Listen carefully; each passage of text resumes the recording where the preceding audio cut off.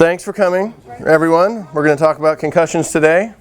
I have a lot of personal experience with this. It's a lot of fun, so if I forget my name throughout the talk, don't hold it against me. But no, it's a very serious topic, very serious topic. This is a really powerful quote for me. Any other injury doesn't take your life away, but concussions do, because it's a lasting effect. And the scary thing about them is that you can't see that you have a concussion. You can't look at somebody and say, oh, they have a concussion, because they look fine. But like somebody has a broken arm or something, you can tell they're hurt, but it's all in your head, and it's not good. But we live in a concussion culture nowadays, and it goes back to, and I suffered from it too. It's, you know, you want to be, if you're into sports at all, you want to be the tough guy. You want to be like, I can take a hit, I can knock that guy out, and all this good stuff. And you figure like that when you have a helmet on, that you're going to actually be safe. You're like, well, I've got a helmet on, I'm not going to hurt anybody. But that actually has led to more concussions, because what happens, and I have a great video, I can't wait to show you. What happens is when you hit helmet to helmet, the property of inertia, an object at rest stays at rest, one in motion stays in motion. So you're going in motion, you stop abruptly, but your brain keeps going, and that is what happens to your brain. So that's not a real brain, obviously, but that's a visualization. So what happens is you hit heads, your brain keeps going, and all of the neuronal connections at the base of the brain get stretched. There's a lot of little pokey up things at the bottom of the skull underneath part. Actually, that's a technical term. I don't think we have an anatomical skull right now, but there's all kinds of little attachments sticking up. So when it stretches, it can tear things and cause a lot of damage. And that's not good. And when you have that, the collision, you can build from 30 to 130 G's of force. So that's like a car accident every time it hits head to head. It's not good. Not good. And I'm going to show that video a couple more times because it's very impactful. In more ways than one. So, did you know the CDC reports 1.6 to 3.8 million sports-related concussions every year? And if you've had 3 or more concussions, you're 3 to 6 times more likely to have another concussion.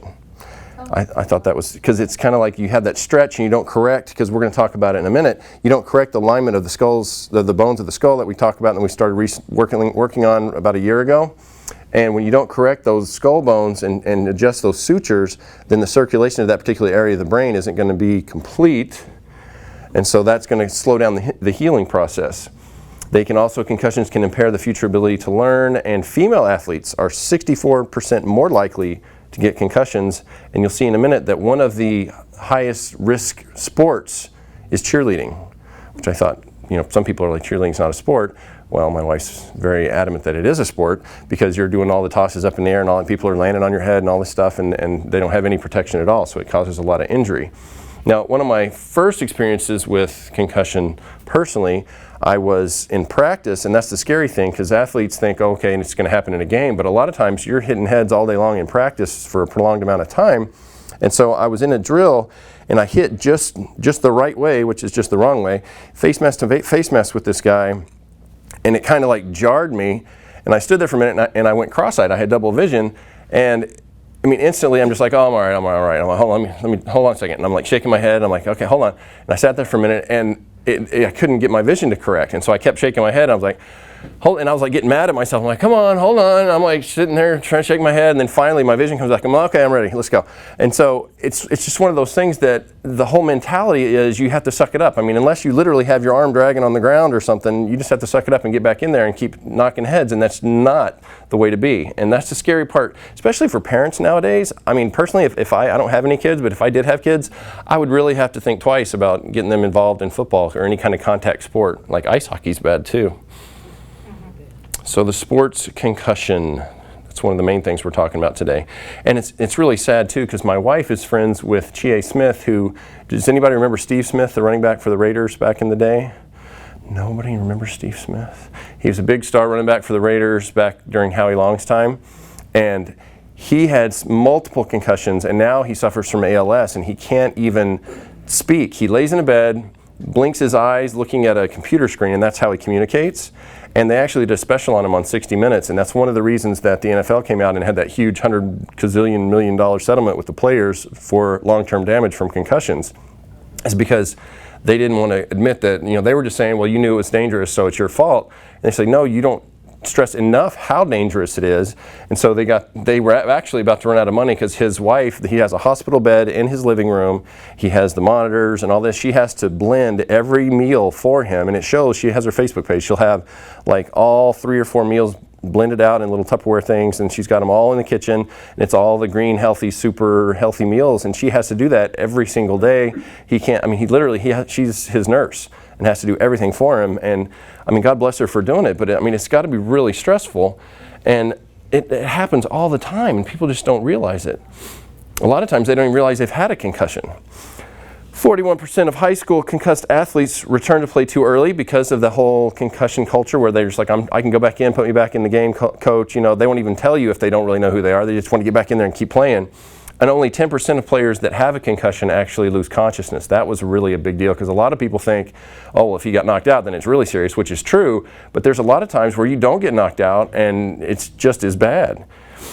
And 100%, this scares my wife half to death, 100% of Alzheimer's patients have had a head injury. But I told her, well, not 100% of people that have head injuries have Alzheimer's. Right. It's like, so don't freak out too bad. I'm like, I still remember my name most of the time. Now, 47% of sports-related concussions, I could not believe this one. It actually came from my alma mater, the Vanderbilt Medical Center. It's found in athletes 12 to 15. So we've got these little kids running around in helmets that don't know what they're doing. Their brains aren't fully formed yet. The bones aren't even really hard yet. And they're running around smacking into people because they want to be like their hero on TV and Monday Night Football or whatever. And I mean, this is insane. It's just really scary. And we're going to go over some things that coaches can look for too, and parents as well, to make sure that their kid's okay, if they're acting kind of funny, and what's serious and what's just something they just need to look out for. So here are the sports that had the highest concussion rates, like I was talking about before. Ice hockey, football, wrestling, and cheerleading. Full contact cheerleading. Watch out. I remember my sister was at cheerleading camp in Dallas at SMU one year, probably back in the 80s, and a girl had fallen from the very top of this pyramid and she'd actually broken her neck and they had to like take her by ambulance to the hospital. I mean, that's serious stuff. And 20 to 40% of people with concussions don't seek medical help because they either don't think it's a big deal, they're trying to tough it out, or they don't even realize they've had a concussion. And of those that do, very few get the bones of their skull corrected because, and you're going to find out the statistic on this, which blew my mind, they still think that the bones of the skull aren't movable. They think it's fixed, it's all fused in there after you get rid of the soft spot when you're, grow up, and little fontanelles. But that's a technical term, but it's not true. So the definition, a concussion is not defined by the physical injury, but by the actual loss of brain function. And a simple concussion resolves usually after a week to 10 days. A complex concussion can have prolonged loss of consciousness. You can have just a few seconds, or it can be a few minutes, impaired cognitive function, but also complex concussions can be multiple concussions or those from low force impact. So if you don't even really think you've had that much of an impact, it's that motion. I wish I could pull that video up again. That motion, it doesn't take a lot, because if you're just moving this much and then stop really quick, that brain is still going to slosh around in there and can cause some damage. Now there's 4 things they look at when you have a concussion. Now as far as thinking and remembering, you're going to have difficulty thinking clearly. You are feeling slowed down, have difficulty concentrating or remembering new information. Physical aspects are you can have headaches, fuzzy or blurry vision, nausea or vomiting, especially right afterwards, dizziness, sensitivity to light. That's one thing that a lot of the NFL receivers, especially that run across the middle, and the linebackers are knocking them out before they changed all the rules with the whole defenseless receiver thing. There's guys that can't leave and go out in the sun because the light is so bright it just gives them a horrible headache, so they just stay in a room in the dark all the time, and that's not any way to live. They have balance problems, you feel tired, and you have low energy or no energy. Irritability, sadness, you're more emotional than usual, you're nervous and anxious, you're either sleeping too much, you're not sleeping enough, or you have problems falling asleep. So those are all the things that you look at. But here are the return to play criteria, because they just want to get you back out on the field. They don't care, I mean, obviously they care, but they overlook the fact that you could have some serious neural damage to the brain, and they just want to see how quick can you get back on the field. When I was playing, it was like, if you're hurt, okay, get the next guy in, we got to wait till you're ready to go, and the coaches are like, you're ready to go, and if you hesitated at all, he's like, nope, you're not going in, stay out, and you could lose your job. And that's not that big a deal when you're in high school or in college, but when you're making your living doing that, it gets pretty scary. So these are the Medical Society guidelines from Colorado. So if you have a grade 1 concussion, and it's your first concussion, they sit you out for 15 minutes, make sure you're okay, do a little evaluation, and then you can go back in. But if it's your second concussion, then that means you have to be out for at least a week. If it's a grade 2 concussion, you're out for 1 week if it's your first one, 2 weeks with physician approval if it's multiple. But then when you get into the serious ones, when you lose consciousness for a second or for minutes, you're talking about being out a month or up to a year, and you have to get your physician approval to come back to play. So that's some really serious stuff. And everybody was joking around the office about how I've been talking a lot about vision the last, I don't know, 3 months. And there's something interesting. This is totally ironic. But oculomotor nerve, this is the nerve, this third cranial nerve that actually moves the eyeball.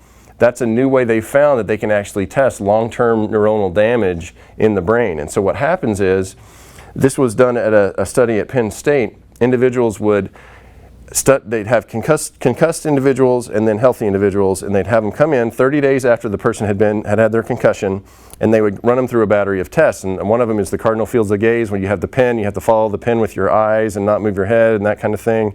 Then they had some other tests where they would show them pictures, and then you had to close your eyes. They would move the pictures around, and then they'd say, okay, now where was the picture of the circle? And they'd have to remember where it was. And normally you kind of remember where it was, but they didn't have that cognitive ability. They couldn't remember where it was, which was really scary. And then also they would have a stimulus off to the side, and the people were not able to not look at that stimulus. So if there's a flashing light over here or something, they would automatically look, even if they were told not to. They would look anyway as a reflex. So that showed that they had some neuronal damage. So this is what I was just talking about with the involuntary, in the voluntary eye movement away from a stimuli, and the memory guided movements of the eye. That's the one where you try to remember where that particular shape or picture was. So now this is actually really encouraging because they're looking to use oculomotor nerve testing to really see and test the neuronal function of people to make sure that they don't have any damage and they actually are healthy enough to go back and play. And because there aren't any real universally accepted assessments for concussion diagnosis right now. And here's this again, just to show how important it is. Yes, ma'am? So even a fall or an auto accident could easily... Oh, auto accident for sure. But even if you, like, perfect example. Another example, I was walking to a job interview or something years ago, and there was a pipe coming down in the parking structure, and I thought that I was tall or short enough to get underneath it. And so when I walked and I got right underneath it, and it was just low enough to like jam everything, and right there that could have caused a concussion. I don't know. I mean, people all the time like slip and fall, or they run into a door or something because they're in a rush. All those little impacts, low impact things can actually cause a concussion. The MedPage Today showed that there were 2 studies that kids had lower IQ that had early brain injuries, which is scary. And this is what we're talking about. These are the bones of the skull. Now, you've got 22 bones of the skull, and they're all connected by these sutures. And it used to think that, or everybody used to think that it was sealed up tight like that. But that belief that's still used by the medical world today was from back in 1867. They believed that the bones fused.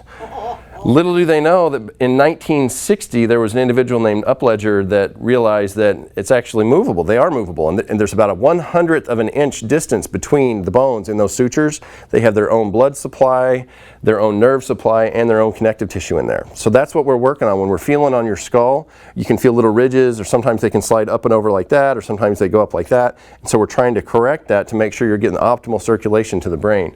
And if somebody has a concussion, obviously those bones are going to shift, and if you don't address that, it doesn't matter how much rehab you do and things like that, that's not going to get them where they need to be, the optimal level of brain function.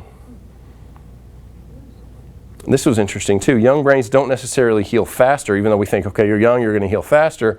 But the problem is their skulls aren't as thick, and interestingly enough, their brains haven't developed yet, so they're still developing, and so that can really cause damage and slow down their development process and cause long-term issues. So this goes back to why are pro football players willing to risk it all anyway? Well, it's because it's not like baseball where you have 200 or 300 games. I don't even know how many games baseball has, but it's a lot of games. But with football, there's only like 10, 12 games, and then you have preseason games and things like that. And so you don't want to miss a game. And you also have practice, which is really intense, like we talked about before. So you're practicing. So you're practicing so you can play in the game and have everybody yelling and screaming for you and all that stuff. So you don't want to miss a game. And when you do miss a game, you get taken out of the mix and you feel almost ostracized from everybody because you just go straight to the training room and hang out with the trainer and all the other hurt people, and all your buddies kind of move on and the person behind you steps into your spot, and so then you're just kind of like, okay, and you just want to pretend like, okay, I'm better. And especially with a concussion, there's no way for them really to tell if you're better or not. I mean, they have some tests that, they're just not very accurate yet right now. So you don't want to miss because you might actually lose a job. And concussions often go unreported because people want to keep playing. They don't want to let the team down. They don't want to look weak. They're tagged as injury prone. That's a huge problem. The running back, McFadden, that was playing for the Raiders for a while, he had all kinds of injury problems. And so it's just like they're waiting for him to get hurt. And people talk about, oh, he's hurt. He's going to be hurt again. He's not reliable. And when you're talking about millions of dollars for an athlete, you want to have I understand they want an athlete that's going to be healthy and be able to play and earn their money. But it's just scary how it builds up so much anxiety in the players to just be like, I'm fine, just strap something to it and I'll be fine. Emmitt Smith talked about how I don't care what anybody says, you have to know the difference between an injury or if you're just in pain. Because towards the end of this time of the season and later, no one starts a game without being in some sort of pain. You're going to have an ankle tweak here, a little sore shoulder here, and you just suck it up and go out there and beat yourself up some more. I mean, that's just part of it. And sometimes people just don't think that concussions are serious, and obviously it is. Now, the reason that post-concussive symptoms can persist is because, like I talked about, they don't get the alignment of the skull corrected, so then they don't get the complete circulation back to that particular area of the brain, and so then the neuroplasticity of the brain can't actually have the ideal nutrients and circulation, like I said, to actually heal itself. And that's actually something that's really exciting, is that mainstream medicine is finally starting to come around to the fact that the brain does kind of show some neuroplastic qualities, which means that if you cause damage, that sometimes the nerves eventually, if you give it the proper situation, will actually start to regenerate those nerve cells, which is really, really good. And it all depends on what we're thinking about and the nutrients we're taking in. And it's so funny because I got a Periscope notification. Anybody know what Periscope is? It's a live Twitter video fancy schmancy thing from a friend of mine that just said that she was at the red carpet launch of Will Smith's new movie that's coming out called Concussion. And it's really interesting because the NFL really did not want him to come out with this movie because they're just like, no, you're going to make us look bad. And I'm like, if it's the truth and it's based on a true story, then I understand why they're scared, but that just makes them seem like they're trying to cover up stuff still. It's like, and the scariest thing for me was when Steve got the settlement and the big NFL settlement for the head injuries. I was so sad because there were all these people that were fighting to get more money. And it was the people like Steve and some other people that were even worse off than Steve that came out and said, guys, I might not be around for some long legal battle if there's a big settlement. I need money now or I am not going to make it. And so that's one of the reasons that they settled like they did. It's just so sad. These guys go out there, they're like gladiators. We send them out there, okay, do your thing. And then if they get hurt, they're like, okay, I don't want to see you anymore. Go away and I don't want to see you and I don't want to hear about you. And it's really, really sad. Now, for coaches, they need to know that concussions are a brain injury. I don't know if we have any coaches here, but concussions are brain injuries. All of them are serious, and it's really important to make sure that you can recognize and manage injuries to your potential kids, players, etc. So here's what to watch for, and ask others, your family, friends, to watch for too. Now, look for any forceful bump or impact, even if, like we were talking about, if it's just bumping into a wall, but if it's sports related, it can be soccer. A lot of soccer, people go up to head the ball and they hit another person's head. That can cause concussions. Any concussion signs or symptoms, such as a change in their behavior, their thinking, or their physical functioning, is something that needs to be taken very seriously and could be a concussion. This is a reminder of what's going on. I don't know how much I'm blocking there. It's a giant head. Here are the danger signs. Sometimes when you have any kind of impact like that, you can knock a blood clot loose and that can lead to a stroke. And so these are really important. If you have a child that's had any kind, or a player, if you're a coach, that has any kind of concussive symptoms or has been in a contact issue that you think they might have some brain issues, make sure you're looking at their eyes to make sure that they're reactive and that they're the same shape. They're not one's bigger than the other. They're not drowsy, and if they can't be awakened, obviously that's an issue. If they have a headache that gets worse, if they have weakness, numbness, and decreased coordination, that's a problem, indicating neural issues. Slurred speech, unusual behavior, or if they're increasingly confused, restless, or agitated. One thing, I had a friend of mine in high school that got in a really bad car accident. He was in a coma for 3 weeks.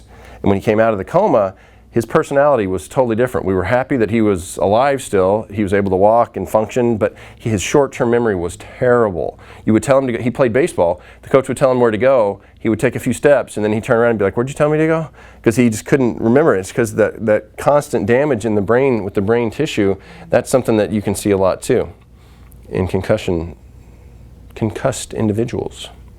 So here's our solution. And this is based on cranial adjusting Turner style, which is what we do with the bones of the skull. You want to make sure you correct those cranial bones and the spinal misalignments, getting the subluxations taken care of. You want to make sure you cut out all processed sugars because they're not good and they lead to a lot of inflammation. You want to eat more greens, which is going to help with the inflammation as well. And you want to drink, I know that sounds like a lot, 2 to 3 liters of water a day the first week is really important because there's a huge amount of your brain that's made up of water, so you need to make sure you have it plenty hydrated so that it can heal. Second week, you want to continue your adjusting, add turmeric and omega-3s for the anti-inflammatory effects.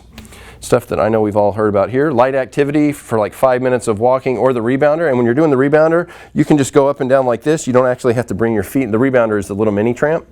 You don't have to like bring your feet all the way off the trampoline. So just that movement there, the gravity is going to force the lymph to flow better, and that's going to help to really heal a lot better as well.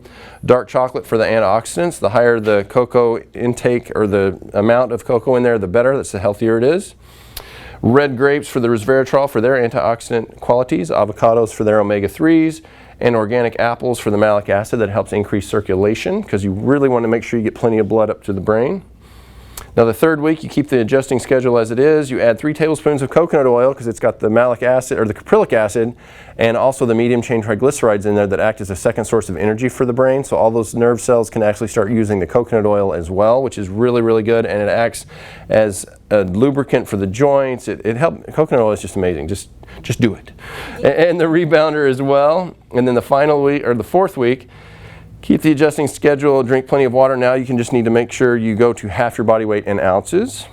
You can take a B complex, 25 milligrams, Zeal, which we have over here behind the little desk there. It's just an all organic nutritional supplement, really, really good. You just add a little water, mix it up, drink it down, make sure you're getting all your nutrients that way. Zinc, 10 to 20 milligrams for kids and 40 milligrams for adults. That helps boost the immune system and help the healing process as well.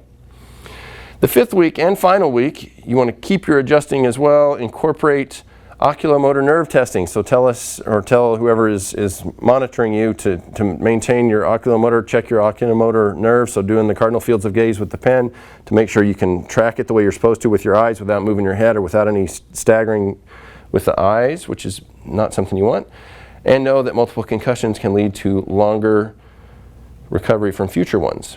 Now this is a study talking about the neuroplasticity that I spoke about before, and it really is refreshing for me to see that, you know, medicine today actually is starting to come around to the fact that the brain is a neuroplastic organ that can regenerate, and it's far from being hardwired. The brain has circuits that very rapidly form, unform, and reform.